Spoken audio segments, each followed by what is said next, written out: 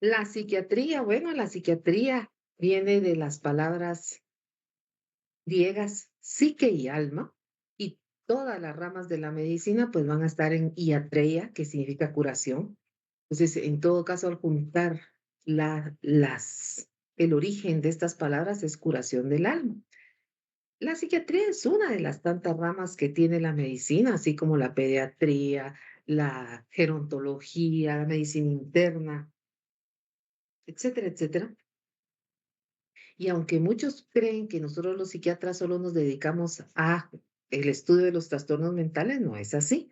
Nosotros los psiquiatras también atendemos la prevención de todas estas situaciones, la salud mental, el bienestar mental y para evitar que pues se llegue a desencadenar un trastorno mental, ¿no? Más con esta sociedad que tenemos que es tan corrida, tan terrible, que cualquiera podríamos llegar a padecer un trastorno mental.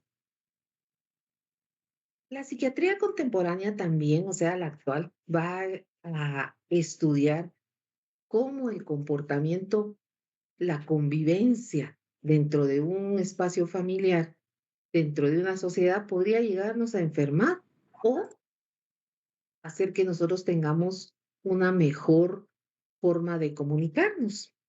Y todo busca también cuáles son las causas de todas estas enfermedades. Nosotros los psiquiatras, pues nos centramos en el diagnóstico psicopatológico, psico porque es de la psicopatología y patológico porque es una enfermedad. La patología, cuando nosotros los médicos decimos patología, estamos hablando de enfermedad. Entonces, estudiamos eso. Cuando es necesario, de verdad, muy necesario, vamos a dar medicación. Solo nosotros los médicos podemos dar medicación. Eso es algo que deben tener muy claro. Yo sé que aquí en Guatemala es terrible que cualquiera se cree médico y algunos profesionales de la psicología especialmente medican. Eso no es correcto porque ellos no están preparados eh, para medicar. Incluso yo como psiquiatra jamás me metería a dar medicación que da un nefrólogo. Un nefrólogo es el que ve todo lo de los problemas renales, porque para esos somos especialistas en diversas áreas.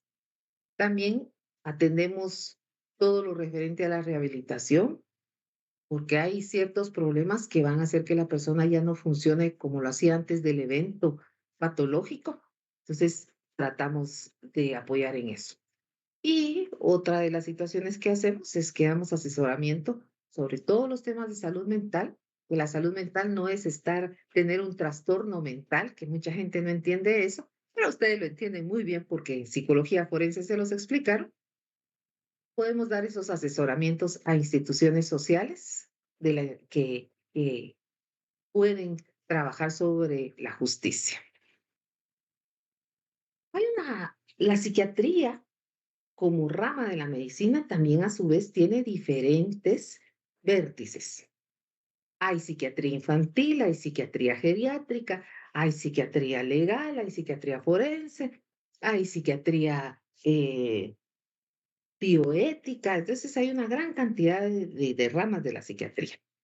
En el caso de ustedes, los forenses, les va a interesar qué hace la psiquiatría jurídica, que no es lo mismo que la forense y la psiquiatría legal. No. La psiquiatría jurídica es la inicial, que a su vez se divide en dos ramas, la forense y la legal. Así es como se divide todo este tema de las eh, situaciones legales para nosotros los psiquiatras. No es lo mismo. Entonces, es sumamente importante esto. Voy a detener porque ustedes ya saben que en este país la impuntualidad es algo que caracteriza a las personas. Entonces vamos a dar ingreso a toda la gente que entra tarde. ¡Qué horror!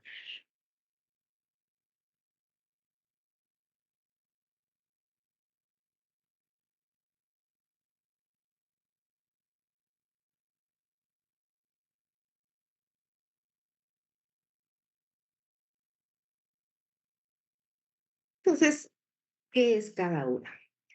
La psiquiatría forense va trabaja específicamente sobre los actos delictivos que puede cometer una persona que tiene un trastorno mental y cómo eso va a repercutir en la condena que reciba. Además, va a trabajar todo lo referente a evaluaciones que solicitan los jueces. Por ejemplo, a mí me han solicitado ser tercera en discordia. ¿Qué es la tercera en discordia? Es la psiquiatra o el psiquiatra que luego de que la defensa y quien acusa, la parte acusadora, contratan psiquiatras que hacen peritaje sobre la persona que están tratando de defender o de culpar.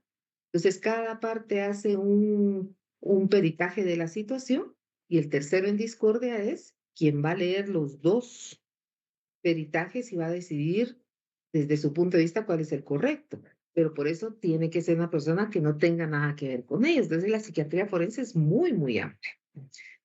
También podemos hacer peritajes. Por ejemplo, yo soy psicoterapeuta de víctimas de violencia sexual, entonces estoy capacitada para hacer este tipo de peritajes a mujeres u hombres, niños que hayan sido víctimas de violencia sexual.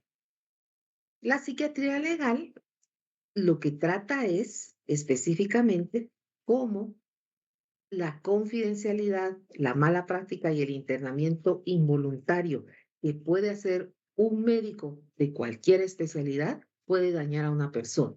Entonces, en este caso, la psiquiatría legal lo que hace es estudiar qué efectos tuvo esa situación incorrecta hacia la persona y por qué lo hizo, para tratar de porque lo que se busca en eso es la justicia hacia el paciente. También está la psiquiatría pericial. La psiquiatría pericial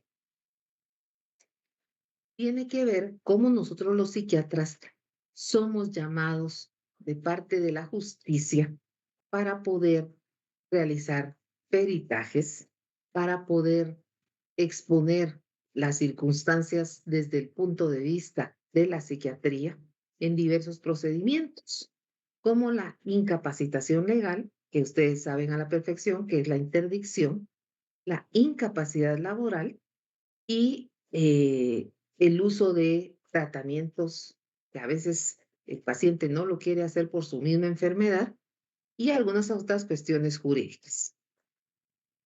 Nosotros los psiquiatras vamos a participar dentro de la corte ya cuando es el juicio como en dos modalidades, como testigos de hecho. Por ejemplo, a mí me pueden mandar a llamar si yo hice un peritaje y que yo observe, no, perdón, si yo me pueden llamar como testigo de hecho, que yo observé alguna situación o que tuve en mis manos el expediente, estaba en el hospital, yo atendía al paciente, entonces me llaman para que yo como psiquiatra diga, bueno, mire, aquí de acuerdo al historial clínico, tacata, pasó esto, pasó lo otro, y esto es lo que un psiquiatra hace, y ahí estoy dando mi testimonio, porque estuve en el hecho como testiga experta porque yo estoy capacitada y por eso estoy colegiada activa para poder hacer peritajes. Entonces, digamos, ya sea la parte defensora o la parte acusadora me contratan para hacer un peritaje, entonces me llaman al juicio para que yo explique los resultados eh, de mi peritaje. Y hay que ir, aunque sea donde sea, hay que ir a explicar eso. Entonces vamos a hablar de dos conceptos que ustedes afortunadamente ya manejan a la perfección, que es la imputabilidad y la inimputabilidad. Y esto es muy importante porque ustedes como forenses van a estar siendo llamados a los juicios para que expliquen toda la evidencia que encontraron y ser parte de este resultado final. ¿Qué es la imputabilidad? Ay, jóvenes, perdón, si esta clase se les hace muy repetida, porque ya todo lo vieron en psicología forense, disculpen, pero lo estamos viendo como un recordatorio. Así que gracias por su comprensión. ¿Qué es la imputabilidad? Es la capacidad de una persona para ser considerada responsable de sus actos ante la ley. Disculpen que lo lea. Mientras que la inimputabilidad hace mención de que esa persona no tiene esa capacidad de asumir su responsabilidad por alguna condición mental o alguna circunstancia que no le permite ser consciente de sus actos. Por ejemplo, si voy a ejemplificarlo con casos que han ocurrido aquí en Guatemala. Este señor que atropelló al joven en la moto hasta que le tuvieron que amputar su pierna, él es imputable porque el señor, de acuerdo al informe forense, tiene la capacidad de reconocer lo que hizo.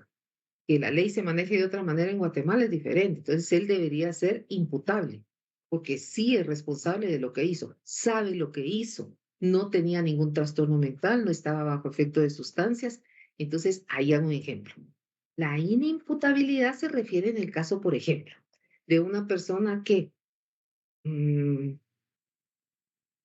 digamos, una persona que tiene una discapacidad intelectual y que no comprende lo que hace y se robó algo, porque para sus capacidades mentales el robo no existe porque su capacidad cognitiva no se desarrolló. Entonces agarró, lo guardó y lo dicen que robó. Lo que pasa es que no tiene esa capacidad de entender todo eso. Entonces, la inimputabilidad implica toda esa situación en donde la persona, por una situación de discapacidad, más que todo mental, no va a poder asumir la culpa, ¿no?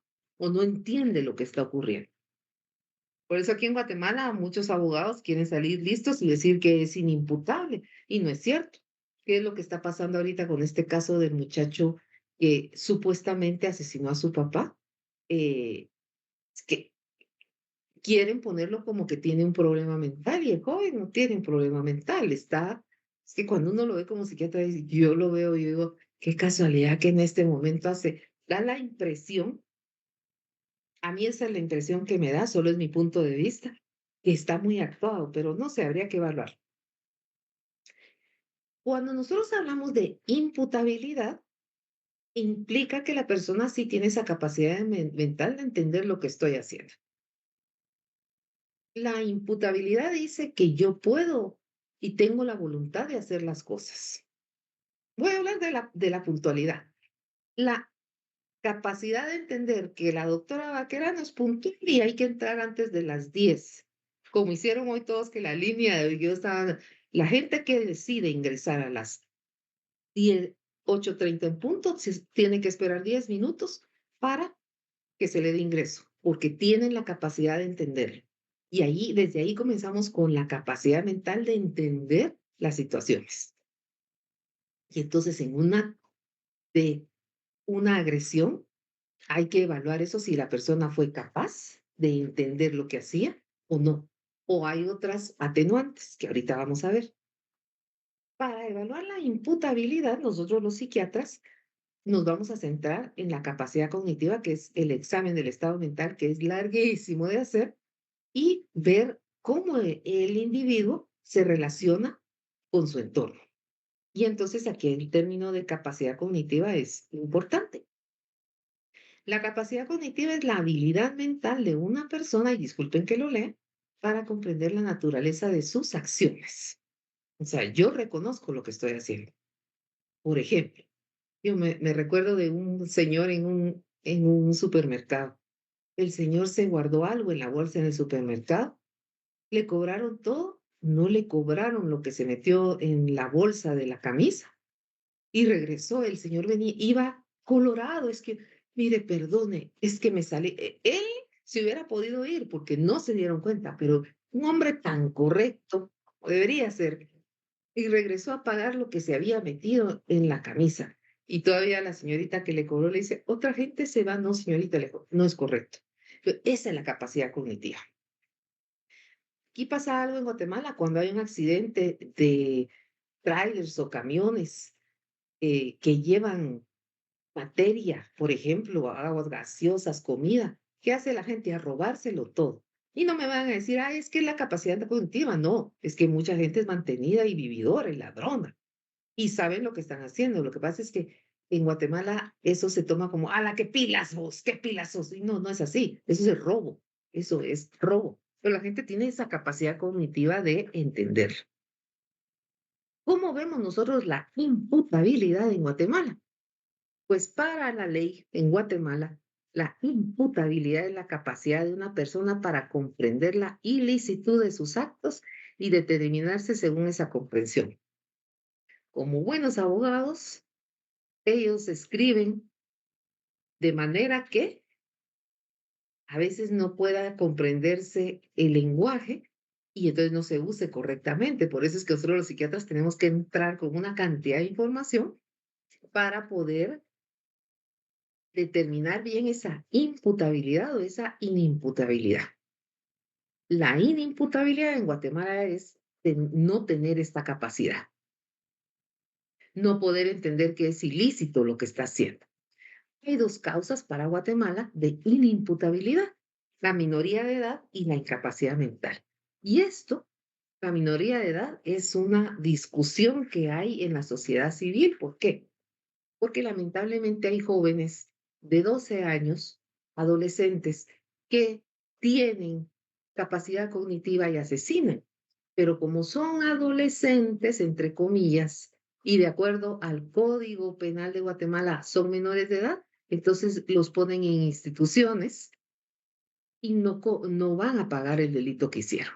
Pues esto es una de las cuestiones que más se discuten siempre, ¿no? Porque si tuvo la capacidad de asesinar, es porque debería ser juzgado como adulto, pero la ley en Guatemala está hecha así.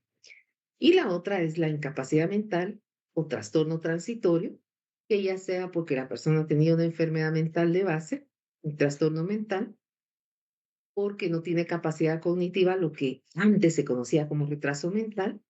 La persona que tiene una discapacidad intelectual no va a asesinar, no va a asesinar. O un trastorno mental transitorio, que esto es más complicado de evaluar, porque si ya pasó el tiempo en el que supuestamente tuvo un trastorno mental transitorio y no hay secuela, no se puede verificar eso. Entonces, esta es otra de las situaciones. Y en este caso, lo que se hace son las medidas de seguridad que se manda al Hospital Nacional de Salud Mental, el Federico Mora. Hay varias causas de inimputabilidad, o sea, que la persona no sea enjuiciada por ciertas causas. La primera es la de origen psiquiátrico, que es que la persona tiene un trastorno mental grave, ya sea permanente o transitorio. Los menores de edad, ay, es que eso es bien complicado. Y la legítima defensa, que ahí ya vamos a ver, a recordar lo del miedo invencible y lo del estado de emoción violenta, la defensa del honor también. Y aquí hay tres criterios que debemos de recordar: el criterio biológico, el criterio mental y el criterio social. Por eso es que las situaciones de imputabilidad e inimputabilidad solo las debe ver un médico forense. ¿Por qué? Porque nosotros los médicos vamos a atender desde la perspectiva biopsicosocial, vamos a evaluar completamente la biología del paciente, lo social, lo mental, mientras que otras profesiones pues no tienen esa capacidad de hacer eso. Entonces, ahí es donde nosotros vamos a evaluar si esa persona tiene alguna enfermedad que le esté causando, o enfermedad física que le esté causando esos cambios de conducta, si posee una enfermedad mental o en ese momento está teniendo un evento que lo hace salirse de la realidad y que por eso causó cometió ese delito, y el criterio social, cómo ha estado insertado en esta sociedad. ¿Cuáles son las causas de inimputabilidad? Aquí hay que tener un gran cuidado porque para ser inimputable, o sea, decir que no se tiene la capacidad de pensar lo que uno está haciendo y que por eso lo hizo, porque uno no tiene esas capacidades, también se tiene que evaluar la voluntad, el razonamiento, el juicio. Voy a dar un ejemplo sencillo. Si yo tengo mi capacidad cognitiva completa y estoy en la calle y veo que sacan un arma y yo no estoy cerca de ahí, pero sí lo logro ver, al menos yo, Karina Vaquerano, me doy la vuelta y me voy. Yo me voy de ahí. ¿Por qué? Porque tengo razonamiento. Digo, yo no quiero que me maten. No quiero que me pase nada. Tengo un juicio. Alguien con una pistola, yo no sé si la sabe manejar, porque de verdad debería de haber un examen antes de darle un arma a cualquier persona. Y tengo una voluntad, que significa que yo todavía puedo manejar mi cuerpo a mi voluntad. No estoy secuestrada en ese momento, entonces solo estoy viendo, entonces decido irme. No como pasa aquí en Guatemala, que todo el mundo viendo y ya, ay, ya hasta que les están disparando se van. Pero es tanta la situación de ser chute, perdón que lo diga así, pero no manejan estas situaciones. Entonces vean cómo hay que evaluar todas estas situaciones dentro de la imputabilidad y la inimputabilidad. Hay tres niveles de responsabilidad. Está la persona que va a ser imputable, la persona que va a ser semi-imputable y el inimputable. Entonces, miremos. El imputable es la persona que no tiene un trastorno mental, no tiene ninguna situación que le exima de haber cometido el delito. Simplemente lo hizo y está consciente, no tiene trastorno mental, no tiene ningún problema. El semi-imputable puede ser que esté bajo efectos de alguna sustancia o que tenga alguna enfermedad como la epilepsia. ¿Por qué la epilepsia? Porque las personas que tienen epilepsia pueden convulsionar y después de la convulsión salirse de la realidad. Eso se llama que está psicótico. O la gente dice está loco, no, eso está psicótico. Y entonces podría cometer alguno de esos actos, aunque no es lo más común. Lo que pasa es que muchos abogados usan eso para decir, es que fue cuando estaba, y no es así, no es así, pero cada quien usa la ley como la quiere usar. Entonces sería en ese caso. Y el imputable, pues es que sí tiene un trastorno mental. Entonces, por ejemplo, una esquizofrenia paranoide, ese sería uno de los pocos casos en los que la persona podría entrar en esta categoría de la inimputabilidad. El paciente que tiene esquizofrenia paranoide, oigan, no estoy diciendo solo esquizofrenia porque hay diferentes tipos de esquizofrenia. Esquizofrenia paranoide va a tener idea de que todo el mundo lo quiere matar, lo quiere asesinar, y entonces antes, y como alucina, entonces más podría cometer un asesinato o ser sumamente violento. Entonces ahí está la inimputabilidad.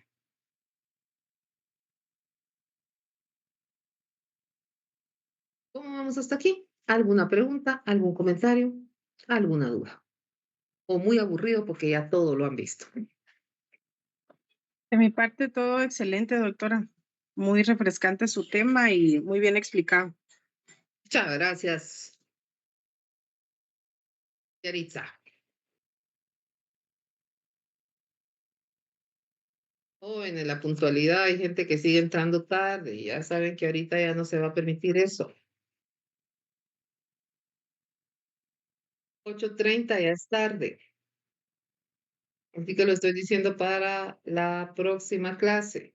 7:59 y tan bonito que se vio cuando vi la listona, yo dándoles ingreso.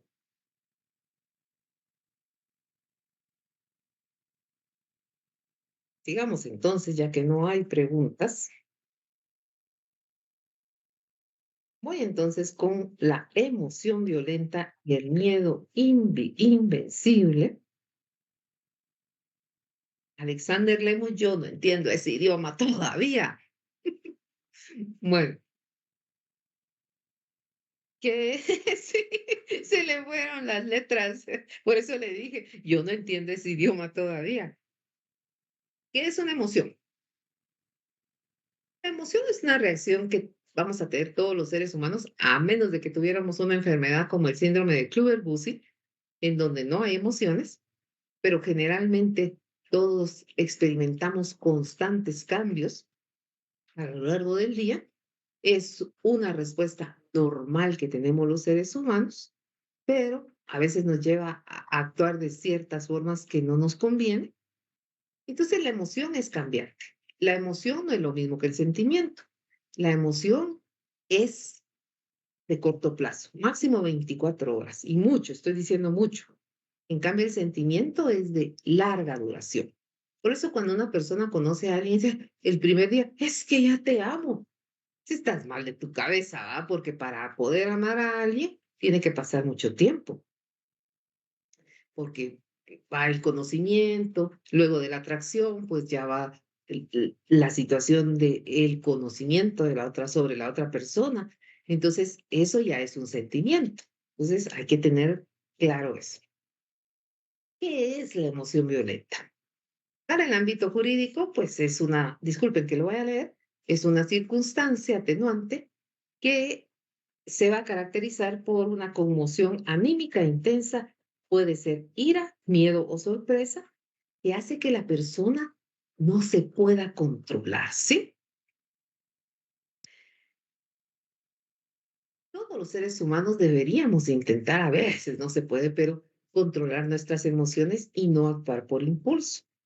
En el estado de emoción violenta implica que esta persona actuó legalmente porque su emoción fue tan intensa frente a la posibilidad de ser atacado, de ser violado sexualmente, de ser violado físicamente, de ser asesinado. Y entonces era tanta la emoción que tenía que actuó de manera que jamás lo hubiera hecho, pero era la forma de poder defender su propia vida.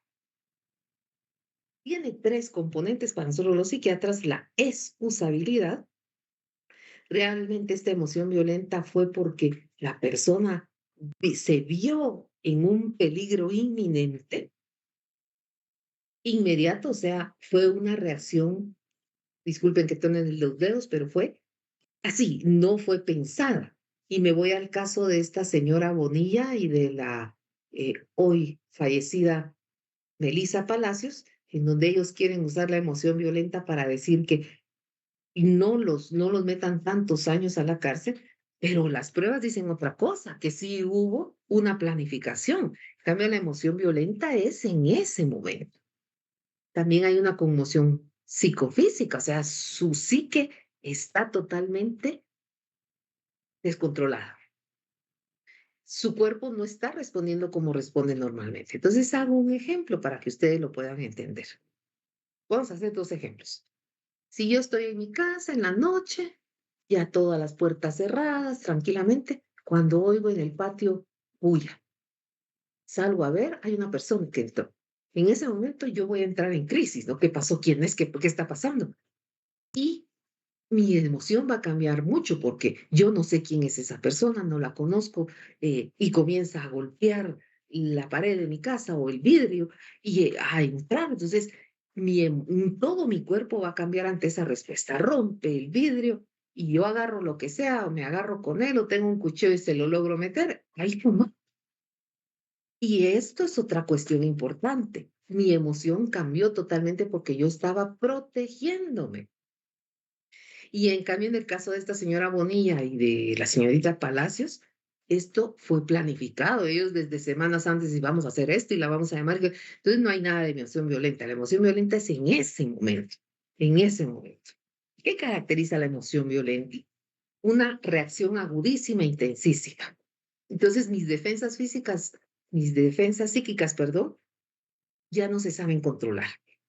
Entonces, puede ser que hasta a mí se me olvide lo que ocurrió, porque como yo no estoy consciente de lo que está pasando, sino que estoy en un estado que es difícil de evaluar, podría olvidar un pedacito de lo que ocurrió. No sé qué fue lo que pasó. Es una reacción inmediata cuando está ocurriendo el hecho. Estoy tratando de proteger mi vida. Y eso puede hacer que yo puede con reacciones extremas, ¿no? Eh, perdón, lo que hace que yo no pueda pensar con la voluntad, sino que pienso solo con el instinto.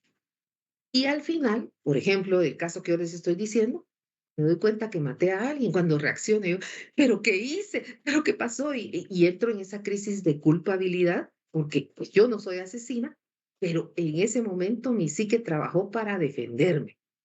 Otro caso que yo puedo explicar es, por ejemplo, que entre una madre a su casa y que su pareja, que es bien común aquí en Guatemala, lamentablemente, esté violando a uno de sus hijos o hijas. Muchas mujeres han ido a cuchillar a los hombres, agarran el cuchillo y los matan. Y aquí en Guatemala dicen que eso no es emoción violenta, entonces las meten años y años en la cárcel, lamentablemente. ¿Cómo ocurre en Guatemala el estado de emoción violenta? Pues ellos, el Código Penal lo identifica como circunstancia psicológica ilegal. Ay, Dios mío, esto habría que cambiarlo, pero bueno, en la que una persona experimenta una alteración afectiva, ahí ponen afecto, que no es lo mismo que emoción, intensa y repentina como ira, miedo o dolor.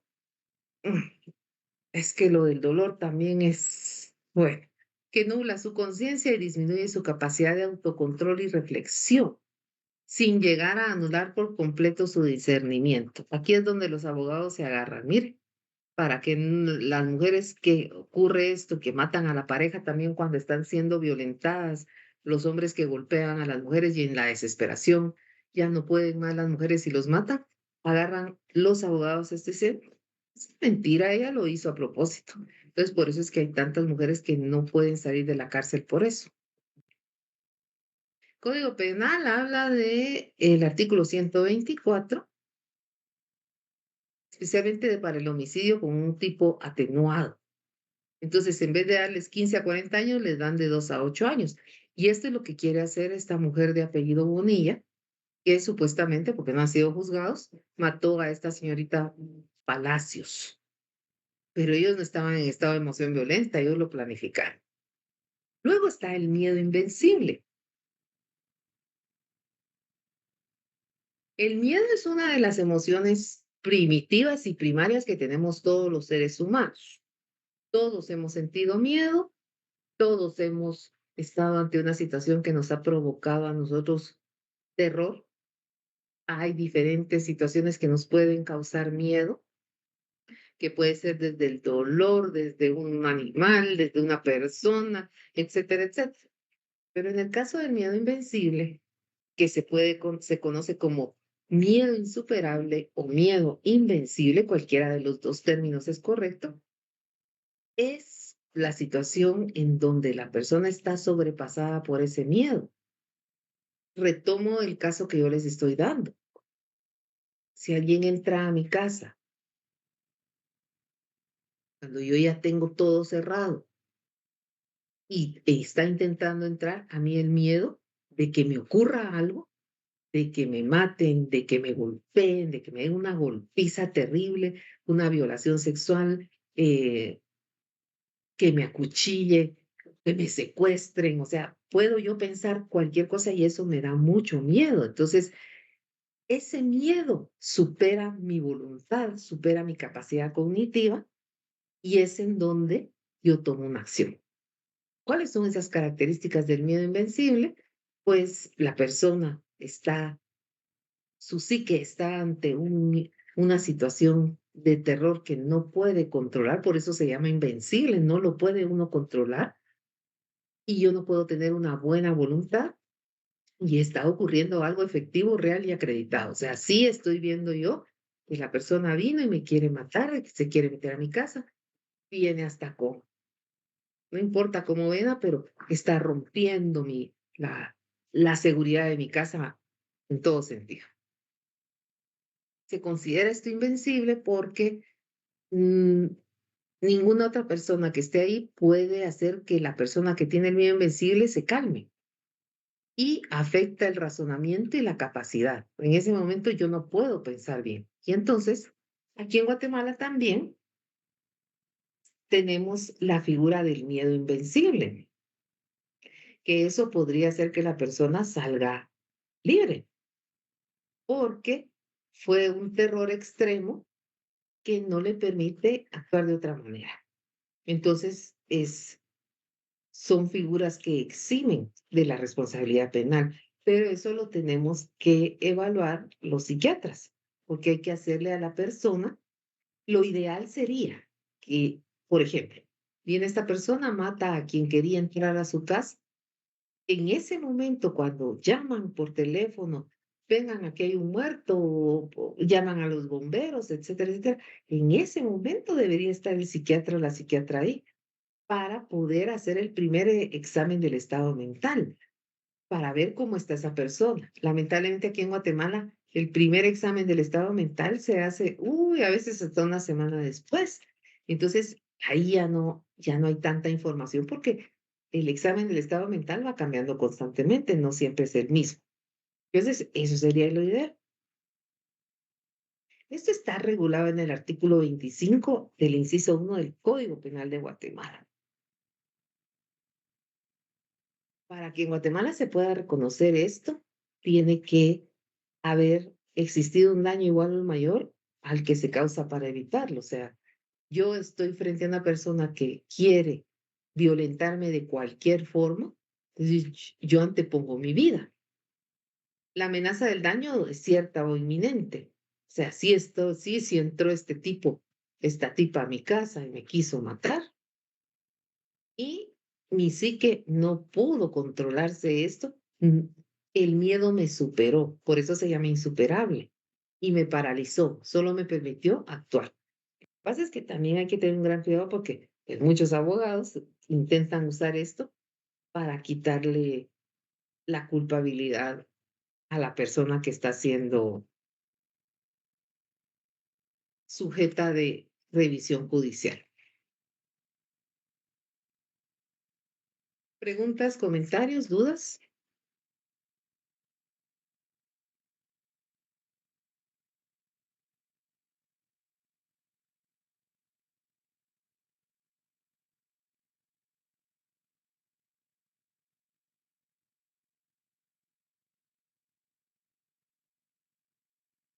Mm.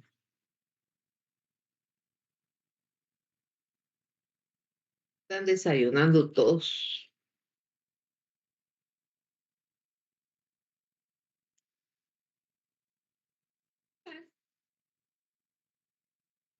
Vamos a continuar entonces con el estado de interdicción, que ese es otro de los puntos en los que no, no, José, legalmente no, ni tampoco en psiquiatría. Por eso el término es insuperable. Tremendo.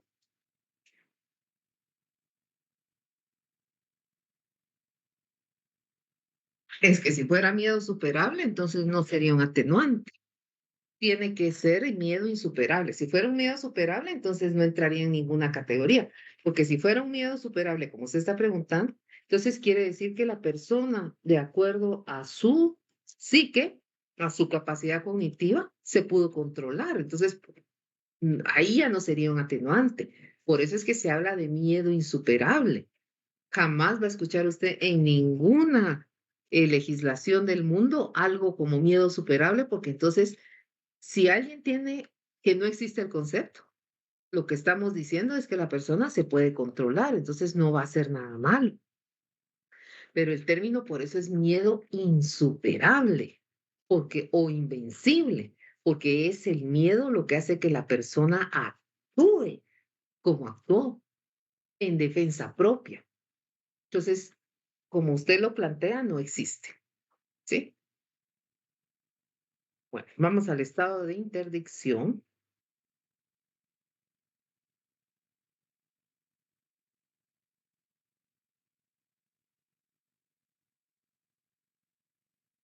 El estado de interdicción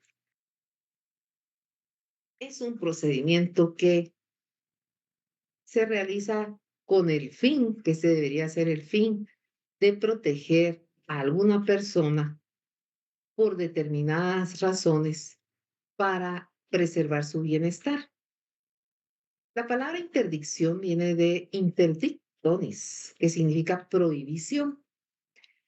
El problema es que como todo en el mundo, habrá personas que piden el estado de interdicción para beneficiar a una persona y habrá otras que lo piden para robarse lo que le pertenece a esa persona.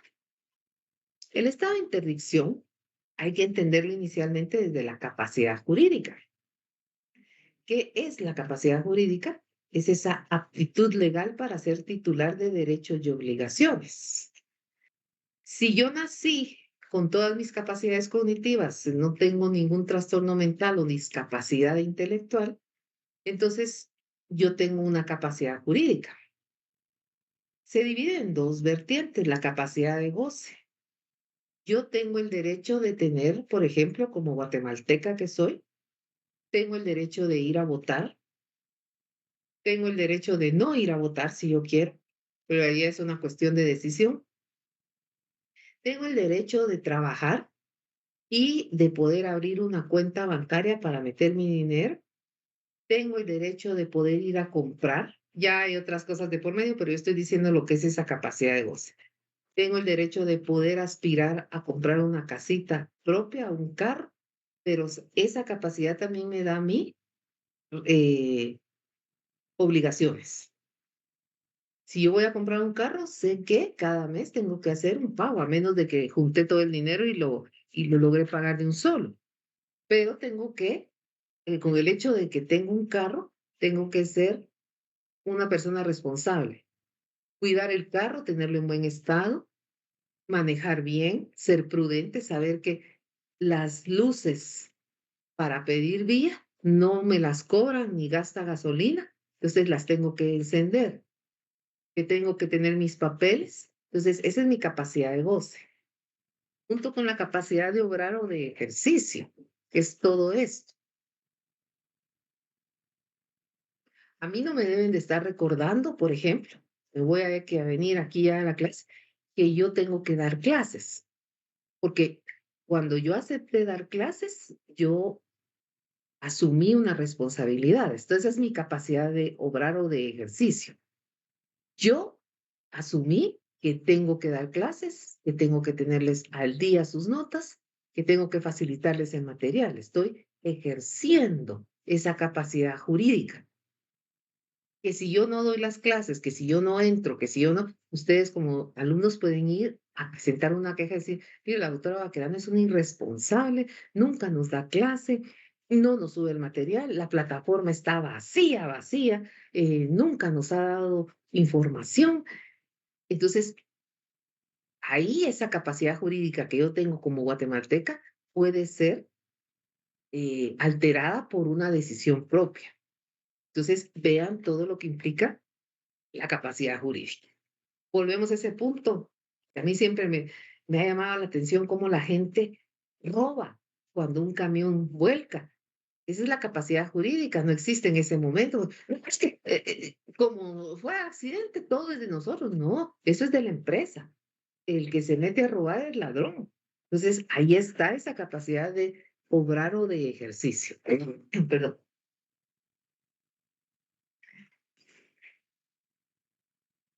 Entonces, ¿por qué entender esto? Porque el estado de interdicción es una condición que declara un juez, pero de lo familiar.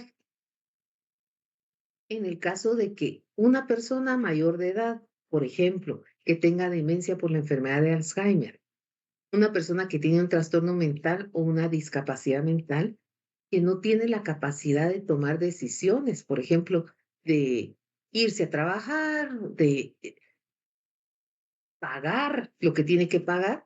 Entonces, hay ocasiones que los hijos, la familia tiene que tomar la decisión de pedir un estado de interdicción para cuidarlo y protegerlo y evitar que otra persona se robe lo que tiene esa persona. Les voy a ejemplificar con un caso. Yo he hecho 2 estados de interdicción como psiquiatra, porque esto solo los psiquiatras lo podemos hacer. Implica un montón de situaciones. A mí me llamaron porque estos señores, 2 varones y una mujer, hermanos, querían poner bajo estado de interdicción a su papá. Había fallecido su esposa, el señor tenía demencia por la enfermedad de Alzheimer. Ellos 3 estaban tratando de poner lo mejor posible la casa del señor, que también tenía dificultades en la movilidad. Y entonces el señor tenía un dinero guardado, pero con todo esto de su Alzheimer, él ya no podía tomar decisiones sobre eso. Y como ellos me explicaron, porque aparte de una gran investigación junto con con un abogado, que lo que ellos querían era usar todo el dinero para poder remodelar toda la casa, no para robárselo y para poderle pagar enfermeros. Y aunque ellos lo hacían, les costaba mucho porque cada quien tenía su propia familia. Bueno, y que además había otra situación. El hermano del señor quería quedarse con todo el dinero y decir que él lo iba a cuidar. Y probablemente no hubiera sido así cuando ya vimos las cuestiones, ¿no? Entonces, yo evalué al señor, olvídense, es una evaluación larguísima. Hubo que hacerle exámenes, hubo que mandarle a hacer tomografía de resonancia, todo lo mandé con un internista para que le todas las enfermedades que tenía, el examen del estado mental, tuve que estar yendo a observar la relación de ellos, cómo lo cuidaban. No es solo así de que yo llego y ya, no, no, no. Y entonces, para buscar dos figuras que son los tutores y el protutor o curador, cualquiera de los dos nombres son válidos, que el tutor es la persona que tiene a su cargo la guarda de una persona o de sus bienes materiales, porque esta persona no puede decidir por sí misma. Y el curador o protutor es quien va a vigilar que este tutor cumpla con todas estas situaciones. Entonces, ¿qué ocurrió? Hicimos todo el estudio, digo hicimos porque yo trabajé a la par con el abogado, porque esto primero hay que hacer todo, toda la evaluación. Mi informe forense tenía psiquiátrico forense, perdón, 300 hojas. Y entonces ese fue un informe de todo, porque no solo se vio un día, fueron y un montón de días. Mientras tanto, ellos atendiendo a su papá, que a mí me encantaba porque los tres, no solo la mujer, que aquí en Guatemala es bastante común que seamos las mujeres las que asumamos los cuidados de los padres o de los suegros, ¿no? No, estos hijos, ellos también entraban en el cuidado del papá, lo tenían muy bien. Y entonces voy contando el caso para que ustedes vayan viendo esto. Y en el caso de Guatemala, el estado de interdicción es una declaratoria judicial que limita la capacidad civil de un mayor de edad, declarándolo incapaz absoluto para el ejercicio de sus derechos. ¿Por qué en este caso ellos querían esto? Insisto, para poder usar lo que tenían en el cuidado para que nadie que no fueran ellos los hijos pudiera meterse en las decisiones del papá. Ellos tenían terror de que el hermano, porque ya les había robado varias cosas, se lo quisiera llevar y lo tratara mal. Entonces, ahí habían varias situaciones.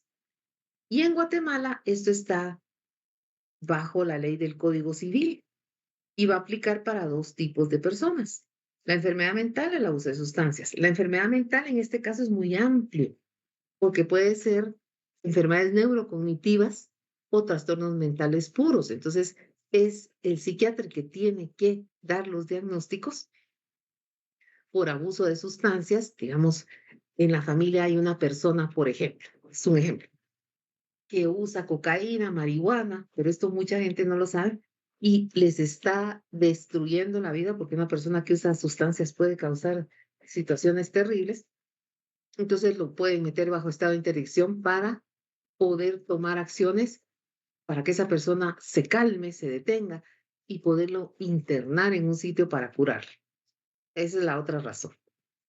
Entonces, este estado de interdicción no es que se hace de un día para otro, como les decía. La primera parte la hicimos y entonces ya ellos fueron a un juzgado de primera instancia del ramo civil o de la familia, conjunto con el abogado, con todos los informes, y lo presentaron. Presentaron el memorial, pusieron todos los datos de que ellos eran los tres los hijos, o sea, junto con las partidas de nacimiento y todo esto, ¿no? Y evaluaciones médicas psiquiátricas, que fue la que yo hice, que les digo que mi informe era de 300 hojas, aparte de todos los exámenes que había. Entonces el juez evaluó y pidió que un psiquiatra del INASIF revisara todo el expediente, porque esa es la parte que del análisis, si se dan cuenta, no es de un día para otro. Ahí sí se tardaron bastante. Luego tuvimos una audiencia, aquí está la audiencia, cuando ya el psiquiatra del INASIF dijo que sí, que se notó, porque él lo evaluó también y dijo, sí, no hay todo lo que describe el, perdón, el informe, sí es cierto, pues el señor tiene demencia por la enfermedad de Alzheimer y está en estado avanzado. Y sí, está bien cuidado, porque sí bien alimentado, no todo así como se ponen los pobres adultos mayores. Y en la audiencia ya se presentó quienes podían ser tutores y los tres hermanos se pusieron, que fue algo que por eso yo acepté hacer el estado de interdicción, ¿no? Y el protutor iba a ser, fue el abogado que llevaba todo el caso. Después de todo esto, se pasó a la PGN, la Procuraduría General de la Nación, para revisar el expediente. Han habido ocasiones en que, como es tan largo el proceso, primero se muere la persona y ya después el juez declaró la interdicción. Y fue a favor, pues.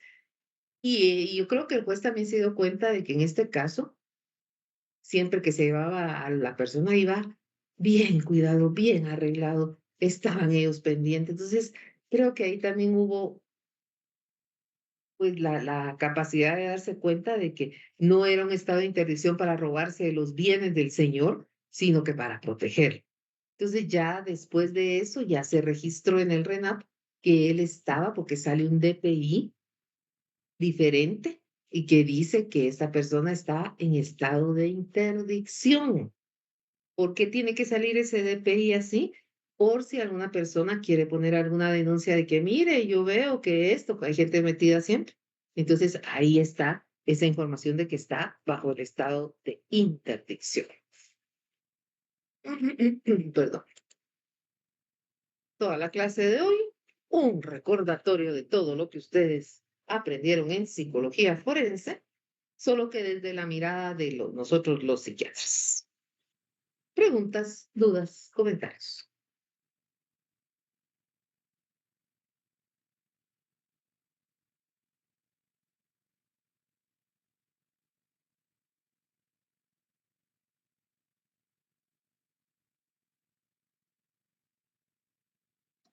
Todo muy bien, doctora, y muy interesante el contenido que usted nos proporciona. Gracias. ¿Dudas, preguntas?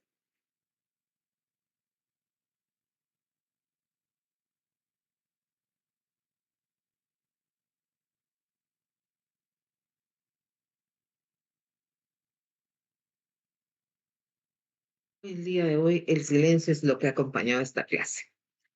Bueno, jóvenes, si nadie tiene nada que preguntar, eh, sé que no aprendieron nada nuevo hoy, porque ya todos lo sabían, pero la psiquiatría forense tenía yo que explicar. Así que les deseo un excelente domingo, por favor, para las personas que ingresaron tarde.